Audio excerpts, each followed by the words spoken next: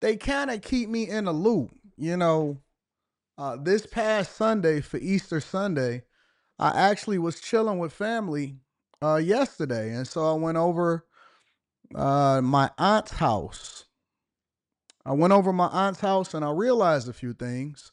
And so I'm going to share that with you guys before we get into the prayer, before we get into the show. I realized, that the generation before me, and my family in particular, is aging out.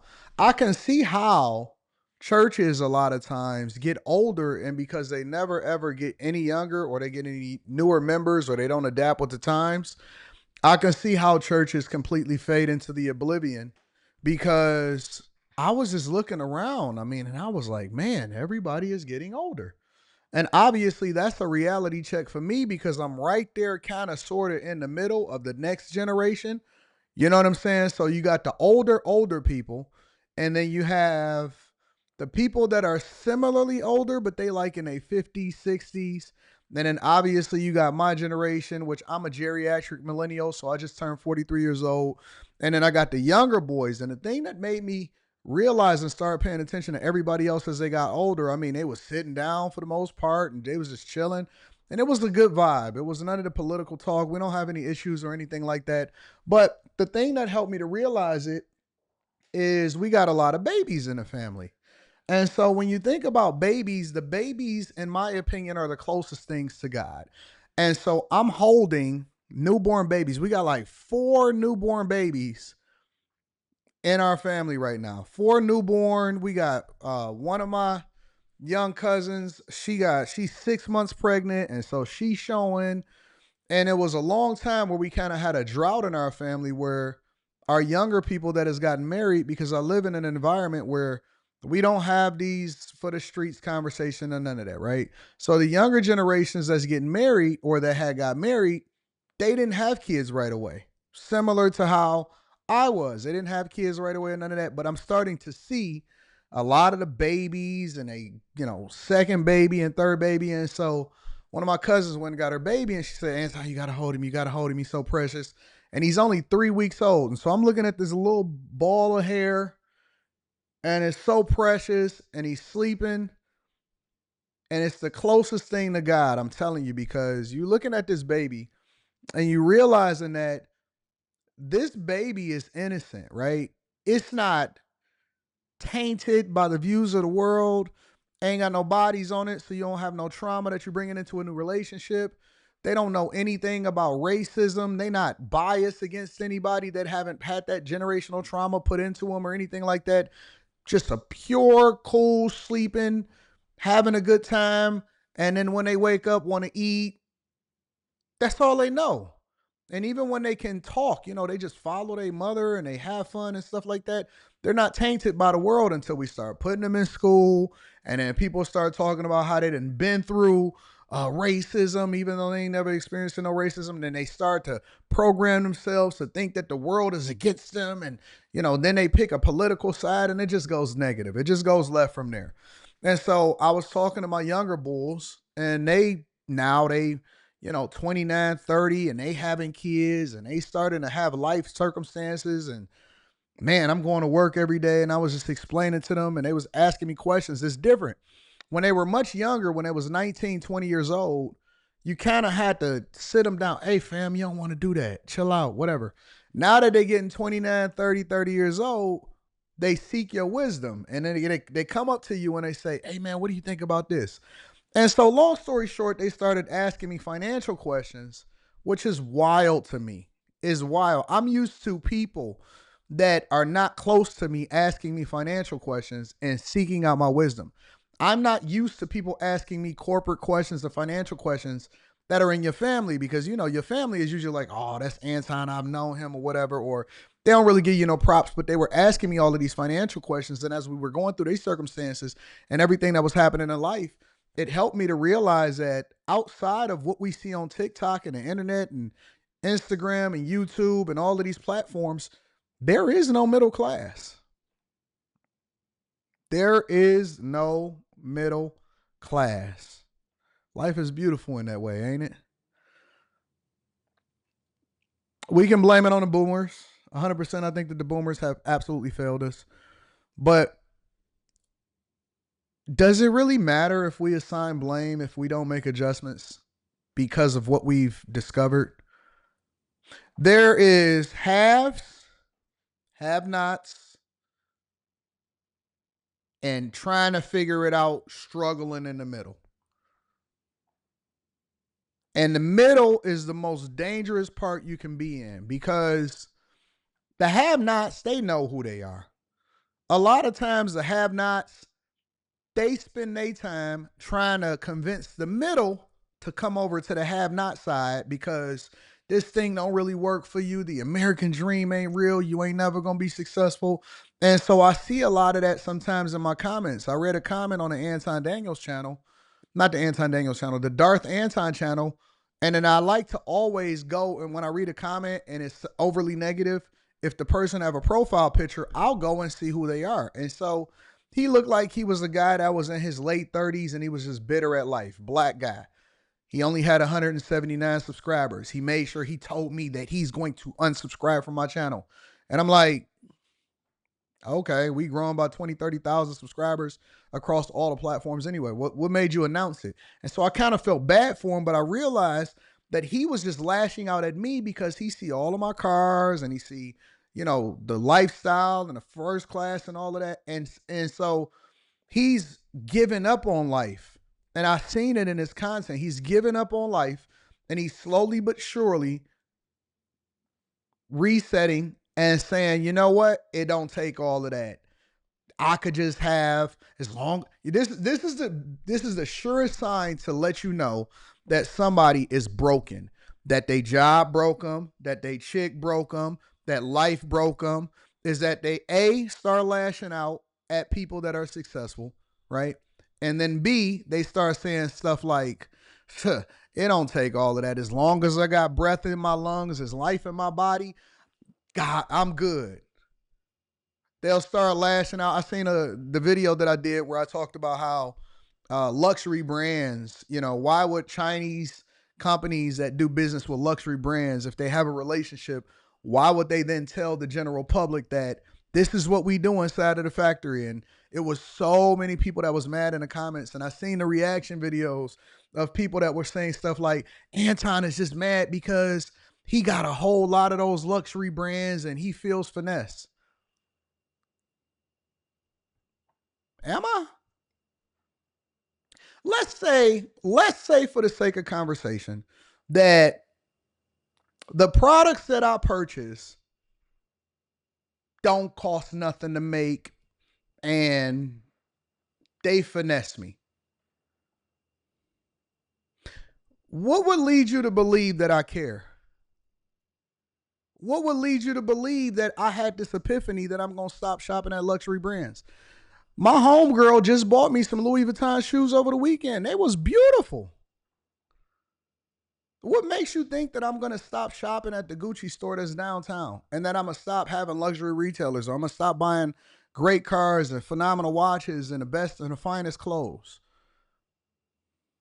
Because I'm not affected the same way. And I'm being honest with you because a lot of people like to act like they still connected with I'm not in the same space. I'm not affected by the things that I'm not upset. Assuming that your theory is correct, I went and shopped at Gucci this weekend.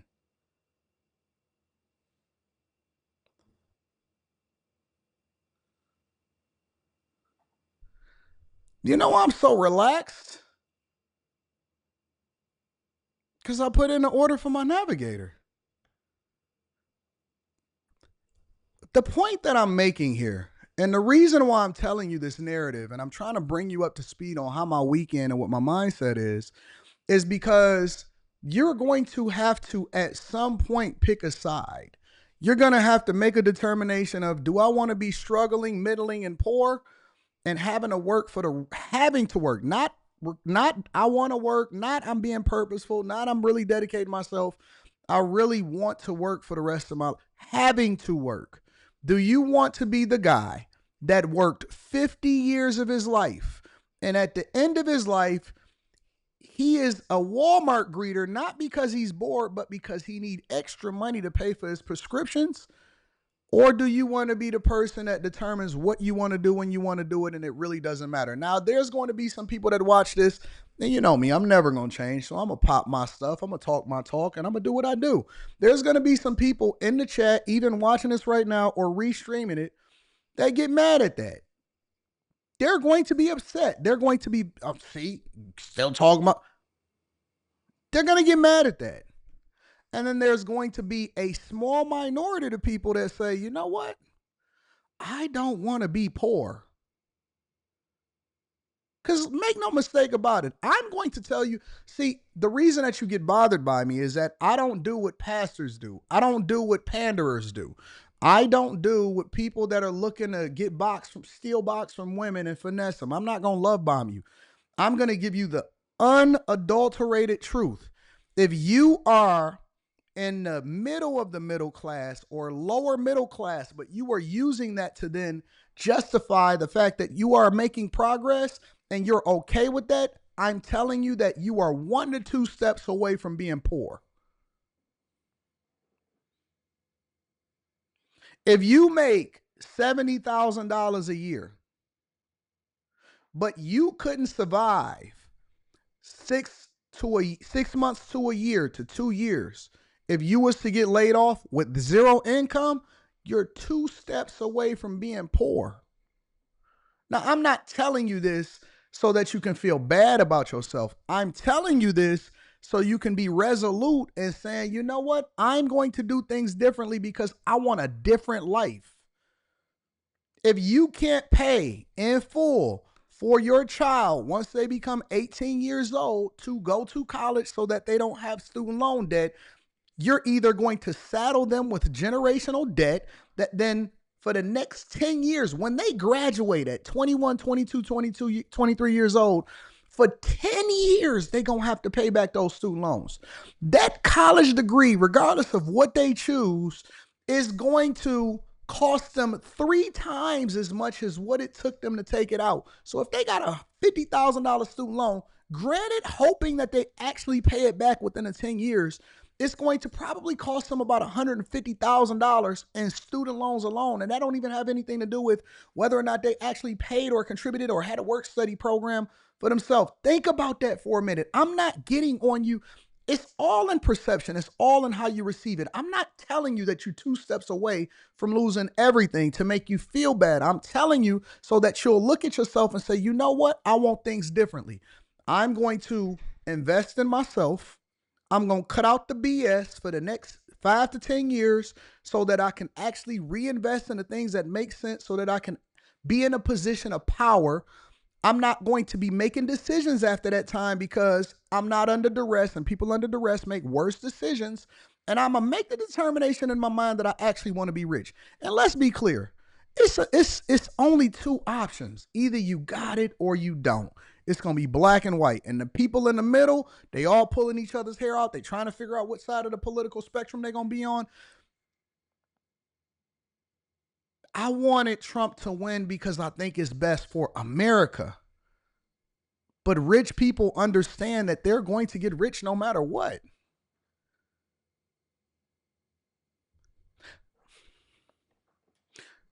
As far as political content is concerned, for example, I'll give you an example. When Biden and Kamala Harris was in office, tearing everything up, do you know I make goo gobs of money from that?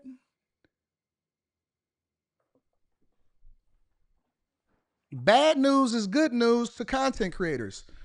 Good news is good news to content creators. It doesn't matter either way for me. It doesn't matter. Either way, I'm good.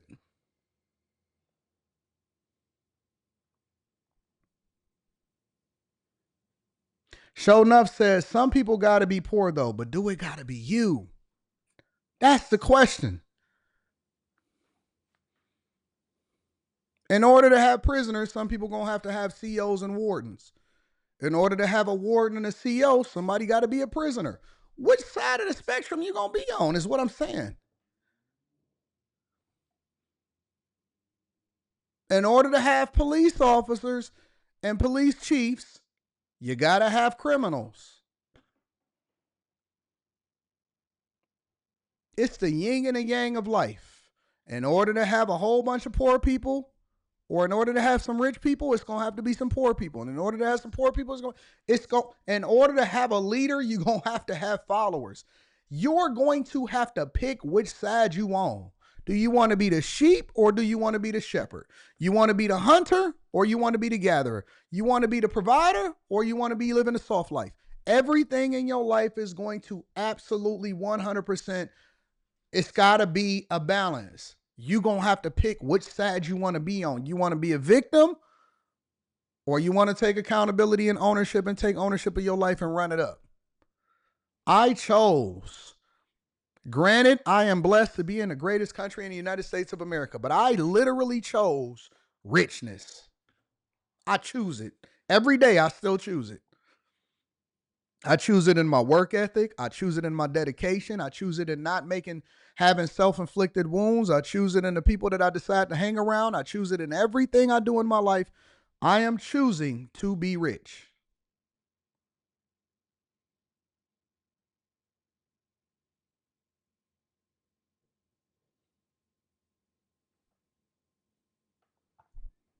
If you live in the United States of America and you got breath in your body, because I am telling you, I've been warning you for years. The middle class is over. It's over. It was a finesse in the first place. It was a finesse in the first place. You got to choose to be more successful, or you can give up and choose to be poor. It's up to you. Every day I choose life. Poor is death, in my opinion. Poor is death. Poverty is death. Poverty is jail. Poverty is all of that. It's death. 100%. And it's profitable for the rich to look at the poor people continue to kill themselves and eat each other. That's just a reality check. Hope y'all take that to heart. I mean, you may not like it.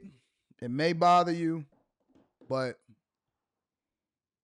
that's life. You got one opportunity and one chance, and so you make the most of it.